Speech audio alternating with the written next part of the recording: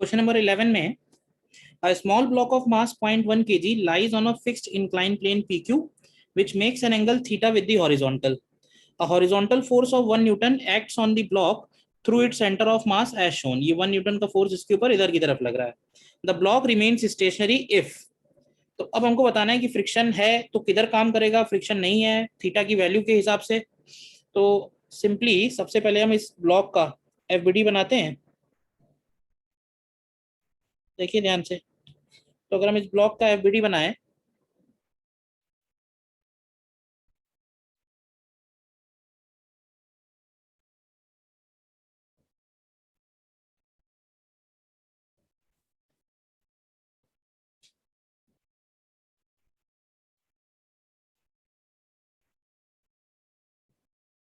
ठीक है, ये रहा.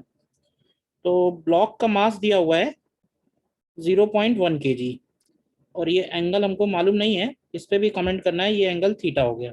तो अब इस पे फोर्सेस कौन कौन से हैं. तो देखो एक फोर्स इसके ऊपर इधर की तरफ लग रहा है 1 न्यूटन, ठीक है.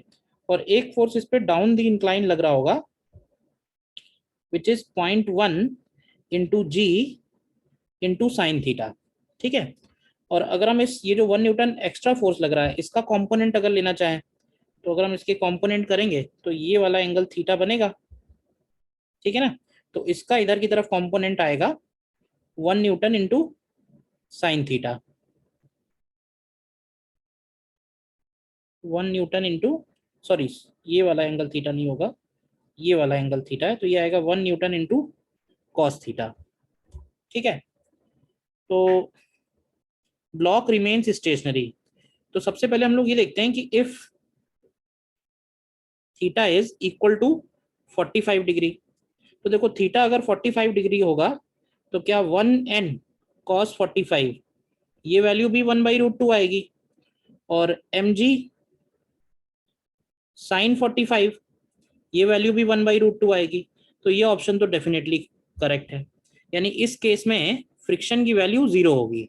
हालांकि फ्रिक्शन के बारे में उसने कुछ नहीं लिखा है तो ऑप्शन ए तो करेक्ट है डेफिनेटली. फिर अगर हम आते हैं कि if theta is greater than 45 degree. तो देखो थीटा अगर 45 डिग्री से ज्यादा होगा तो उस केस में then 0.1 into g into sine theta will be greater than 1 newton into cos theta. इसका मतलब फ्रिक्शन जो है then friction must act up the incline.